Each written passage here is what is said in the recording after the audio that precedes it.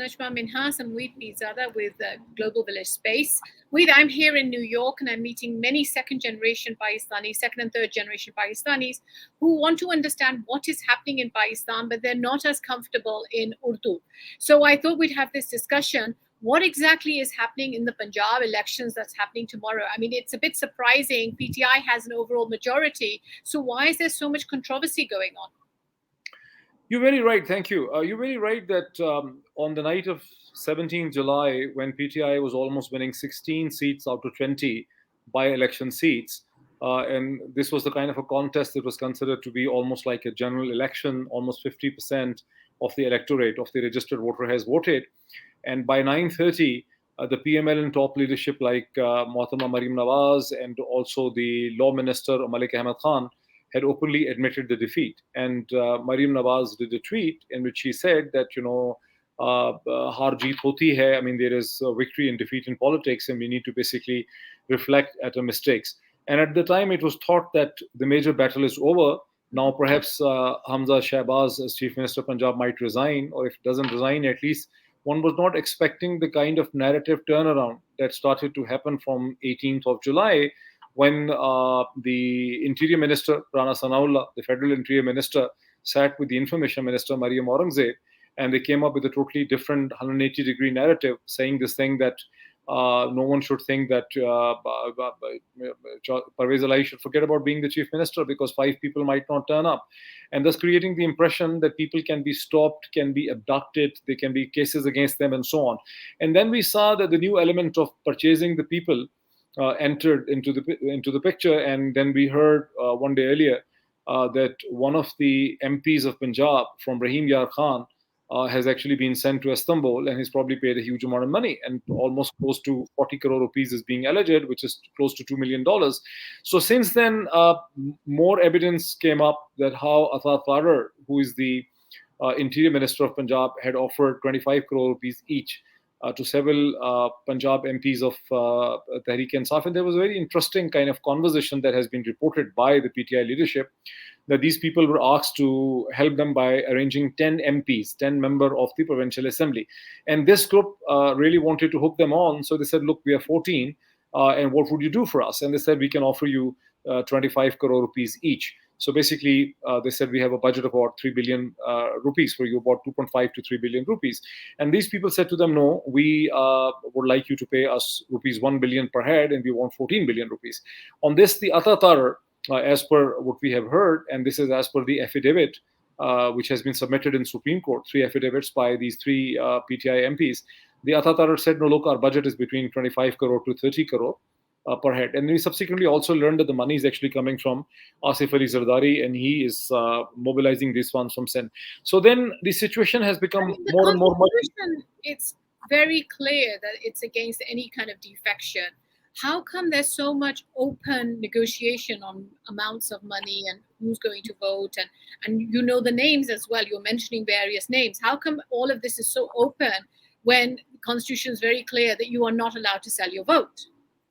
The Constitution is very clear. The Supreme Court recently also in May gave the decision on the defection clause of Article 63A1.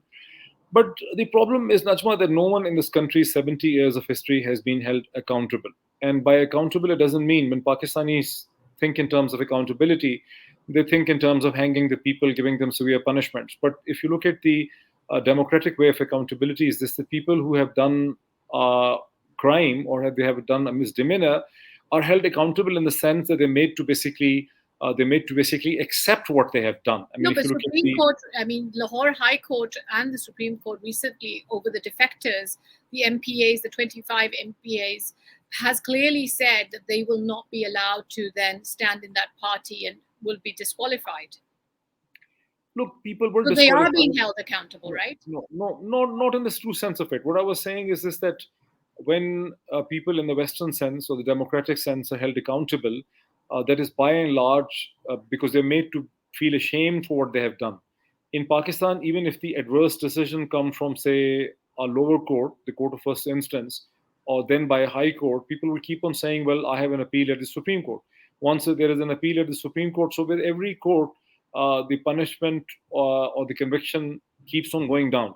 So if someone who was actually given a certain kind of penalty by the court of first instance, his penalty is reduced by the time of several years pass before the next judgment comes from the High Court. And then from the High Court, when they move on to the Supreme Court, they probably are absolved of the charges or they get a very slighter punishment.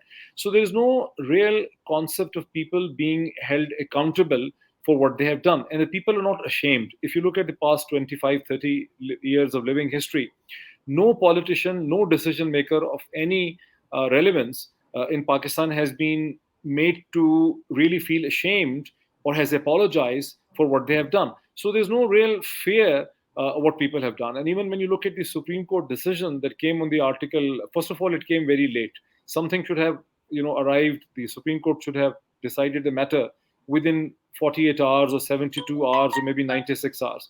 But the decision of the Supreme Court on something that happens on 16th April 2022 arrives somewhere by 17th May 2022. And when the Supreme Court decision says, it says the people who have defected against the directions of the political party are disqualified and their votes will not be counted. Right. Yet, when the High Court and the Election Commission implement the Supreme Court decision, they start interpreting it that this will have a prospective effect, not a retrospective effect. And neither of those people have been barred from fighting the elections. So all the 20 plus Johnnies that were disqualified by the Election Commission of Pakistan were given tickets by PMLN. And in the election on 17 July, they were basically fighting for the elections. I mean, but they all lost, right? So therefore, that in itself is a lesson for any potential person. No, but not what they lost only. They lost only because someone like Imran Khan was able to generate a huge public narrative, and for the first time in the history of Punjab, has been able to create a sort of a political consciousness and awareness that was transcending the relationships of the caste, the baradari, the extended family, the tribe, the town, and so on. It has never happened in Punjab that the whole family. So basically the point is there's no real punishment. I mean, so what about the current case? No, but let's understand this thing. If there was a real punishment, then the Supreme Court and the High Court or the Election Commission of Pakistan would have ensured that these people would have never been allowed to fight the election again. Or if there was a lesser punishment, at least the stricture could have lasted for at least 5 years or 7 years or something. If these people can stand up in the election, can probably pay for their defection, say if they were getting, say, 10 crore or 15 or 20 crore rupees for betraying the party, and then the other party gives them the ticket, and within 90 days they're again standing for the election, and some of them can also succeed in that election. At least 4 of them have actually been perhaps successful in those elections. So where is the punishment? Where is the accountability? There is no real accountability. So Pakistan is a system in which there is no concept of accountability either for a civil servant or for any decision maker, or for a politician, or for an executive. And this is what we are seeing. So how do you see the current case in front of the Supreme Court? 2 cases were brought in Supreme Court. One was the petition for contempt of the Supreme Court brought up by Prevails, which is Speaker of the Provincial Assembly, Punjab, and is now a candidate for the Chief Minister.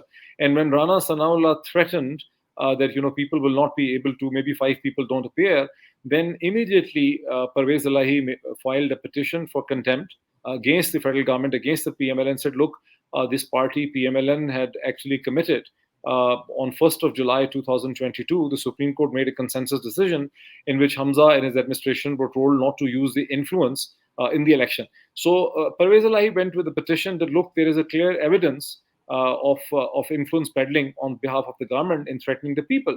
And now the funny thing happened on the first day. The Supreme Court, in its infinite wisdom, kept on arguing that this is not sufficient evidence. We've only seen a newspaper cutting. This is only a headline. Where is the transcript of the actual conversation? Despite the fact that there were hundreds of YouTube channels which probably carried the conversation from Rana Sanaullah, and it was done to death by 33 television channels. So the next day, the transcript was also presented. And then the Supreme Court, in its infinite wisdom, delayed the proceedings for an indefinite time period, despite the fact that the elections were to be held on 22nd, which clearly meant that the Supreme Court had not taken such a wild such a wild threat by the sitting Interior Minister of Pakistan seriously. And the second case was where the 3 PTI MPs, provincial assemblies, had submitted affidavits on oath that how they were offered 25 crore rupees. And once again, Supreme Court had not taken it seriously. So you clearly see that the highest forum in the country has not done what it was supposed to do. If the Supreme Court had actually taken a stand in the last 24 to 48 hours on these 2 issues, then what is happening right now in Punjab in the morning of 22nd, what we're expecting that there's going to be a huge danga fasad, and there used to be a huge, they will probably expected a huge battle. And if this thing got so, this is taking place in the city of Lahore, which is a city and a district with a population of 14 to 15 million. So this is going to be very ugly. But the courts, unfortunately, have not played the kind of the role they were supposed to play. Now, do you think Zardari Saab spending 5 hours at Chaudhry Shujat's house today means something? I mean, what is the point of that optics? Definitely, we don't really know what was he asking him to do. Well, apparently he was asking to meet Chaudhry Pervez Elahi and his son Moeed Elahi. That is, Najma, only the second part of the conversation. The first part was that he was there, and what was reported in the media, but not from Zardari himself, that he was requesting Chaudhry Shujat to write a letter to because he's the president of the PMLQ, though the president and head of the parliamentary party in the Punjab Assembly is his cousin, Pervez Elahi, which is the candidate for the chief minister. Right. But the media reported that Zardari wants Chaudhry Shujat to write a letter to the PMLQ people asking them not to vote for Pervez Elahi. Right. But this is unbelievable. Given 50 years of relationship and family relationship and political relationship between Chaudhry Shujat Hussain and Pervez Elahi, who live next door for all the past 30 years in a Lahore house. Their houses are together. They are like brothers to each other. So the possibility of Zardari asking him not to vote for Pervez Elahi is a very difficult proposition to believe. So maybe Zardari was asking Chaudhry Shujat something else, and there is a smoke screen being created in the media. Right. Then we were reported that, so Zardari... do you have any thoughts about what he may be actually asking him? He might actually be considering the scenario that if Pervez Elahi becomes the chief minister, what kind of a deal is possible with Pervez Elahi? Because Pervez Elahi is a man of the system. He, on one hand, is very friendly to the establishment. Before the fall of the Imran Khan government, Pervez Elahi was being suggested as number one option and as a candidate for the chief minister of Punjab for quite some time by the establishment.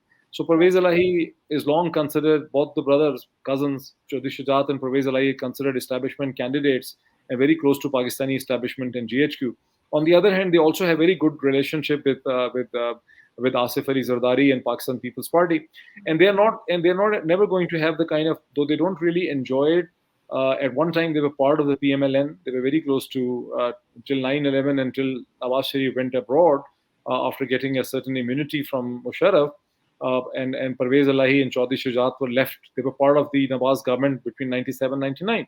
So they were left hanging in the air, and at that time they left Nawaz Sharif, and things have not been right between them. And Pervez Elahi became the chief minister of Punjab under Musharraf, in a position in which he enjoyed till the beginning of 2008.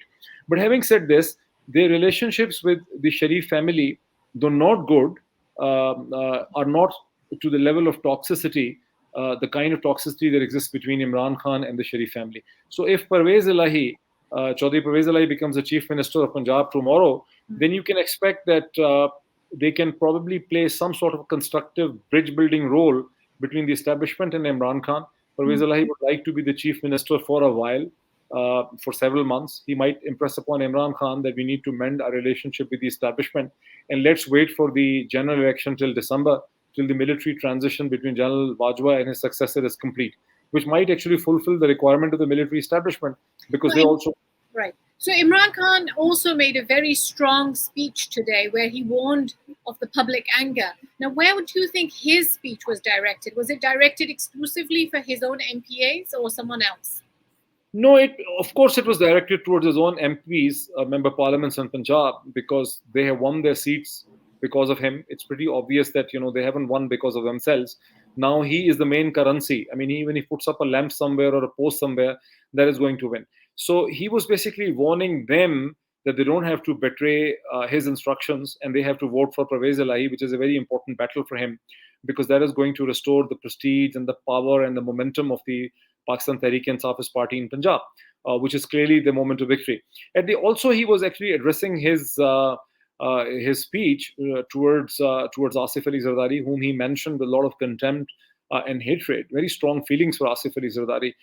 But he was also addressing the establishment, though he didn't use the word establishment or neutral many times, but he was clearly hinting that if tomorrow the money has been used, if money is used, if horse trading is done, and the mandate of the people of Punjab is stolen, then there will be consequences. And this time he was very strong. He said, We have been a democratic party. We have always protested within the bounds of constitution and law. And the way we were treated on 25th and 24th of May in Punjab is unacceptable. And if we get the government, we'll basically fix these police officers and civil servants. But he said, if now, tomorrow, on 22nd July, the mandate of the people in Punjab is stolen through horse trading, then there will be consequences. And he said Pakistan can become like Sri Lanka. He says there's Sri Lanka kind of situation. Now, this is actually a real threat because so far, the Pakistani system has confronted Imran Khan with his long marches in which people were supposed to come from different cities into Islamabad, which is quite a cosmetic and artificial city, which is not a large urban center. And the population within Islamabad is hardly 500,000. I mean, together, the population of the Islamabad capital territory, including 2-year-old babies up to 80-year-old people, is only 2.2 million. But Lahore is a city and a district with extremely dense population. For almost, not less than 15 million population lives in and around Lahore, with a huge traffic into the city. And this is mostly a very young population, where 65% of the population is under 35 years of age. And the recent elections since 2013 has also demonstrated that this city of Lahore, which was once considered a stronghold of PMLN, has now switched its loyalties towards PTI. And in any case, even if the PTI was not the number one party in Lahore, they could still mobilize a huge population and protest tomorrow. Even today, the corner meeting in the Liberty Chowk was converted into a huge jalsa where Imran Khan spoke after 9:30 or something. So the possibility that if tomorrow... I'd also like to get your thoughts a little bit on Punjab, because throughout the last several years, I've always heard that Punjab stays quiet. Punjab doesn't do anything. Punjab submits under every ruler, every leader. What has changed about Punjab that we think Punjab will be different? That Imran Khan is talking about people's anger, for example. I think several things are happening. Since the sub-discipline of the social sciences is not very strong in Pakistan, and the Pakistani politics has not been studied in a very academic fashion, most of the time it is being discussed in a very superficial way by television channels, Urdu newspapers, and so on. So the changing dynamics of the demography of Punjab, first of all, that today 65% of the population of Punjab is under 35 years of age. And between 2018 elections and now, there are several million young men and women who were only 14 years of age in 2018 election in August have now become 18 years of age. Someone who was 15 has turned 19. Someone who was 16 has turned 20. Someone who was 17 has turned 21. So all the young people, I was speaking to several people, I spoke to several people in the last several days whose parents and the older generation who are 50 plus are all pro-PMLN and pro-Nawaz Sharif. But their children are totally pro-Imran. And Habib Akram, who is a very credible analyst from Pakistani electoral dynamics, has explained to me and has also explained in television programs that in this Zimni Intakhabat, the by-election that took place he actually told me 2 days before the election that what will happen is this, that the bridge and the gap inside the family and the caste and the Baradri has shrunk. Previously, the elder generation of the parents and the mothers, the fathers and the mothers or the grandfathers, would impress upon the younger people how to vote. This time it was the 20-something that is impressed upon the father and the mother and the uncle that they have to vote for Imran Khan. So there has been a demographic shift. There is a certain kind of educational shift as well. There is a digital divide as well. So the older generation, which is now in their 50s, can probably still think of Nawaz Sharif and People's Party. They have affinity and loyalty towards the old concepts of Pakistan People's Party being on the left and all that. But the younger generation is very much on the side of the PTI. So there's a digital divide. This is a generation that carries mobile phones, watches YouTube, watches Twitter, and all the discussion and the debate. So there's a digital divide, there is demographic divide, and then Imran Khan for the past several weeks, I mean starting from March, ever since the no confidence vote came and was placed in front of the National Assembly, Imran Khan has moved across the country more than once. He has been to every major town more than once. I mean, he's been probably to Multan 3 times. He's probably been to all South Punjab twice. He's been to Lahore several times. So he's moved across and he has mobilized and charged the population in a way that has never been seen in the recent history of Punjab. So just your final thoughts on tomorrow's election. Do you think Chaudhry Pervez Ali will make CM? Despite all the controversy, I still think that the possibility that by the time the dust settles, by the end of the day, Pervez Ali will still become the Chief Minister of Punjab for several reasons. I think the establishment will not necessarily conspire against him because, after all, he's been close to them. And when it comes to trusting someone, if they have to choose between Hamza and Pervez Elahi, at worst, they will stay neutral. They will not going to betray Pervez Elahi over Hamza. This is one possibility. So they probably will not use the influence on the member of parliaments. Also, Imran Khan has a huge influence on the psyche of the member parliaments and the future politics, because anyone who betrays Imran Khan at this stage will probably be writing the obituary of his political career at that point. So the only people that can probably betray Imran Khan tomorrow will be the people who make a decision that if we get 30 crore or 40 crore or $2 million or something, that will be the end of the politics for the next several years. Because if Imran Khan says that this man betrayed us after taking $1 million, $2 million or 40 crore rupees, that means for the next 5, 6, 7, 8 years, the population of the Punjab is not going to forgive. But having said this, I mean, Pakistan, nothing can be said for certainty. I mean, had it been a normal standard country, we would not be having this discussion. You would not be asking me this question. So let's keep a finger crossed till 4 p.m. Pakistani time as to what really happens tomorrow. We thank you once again for explaining everything to us. Thank you, Najma.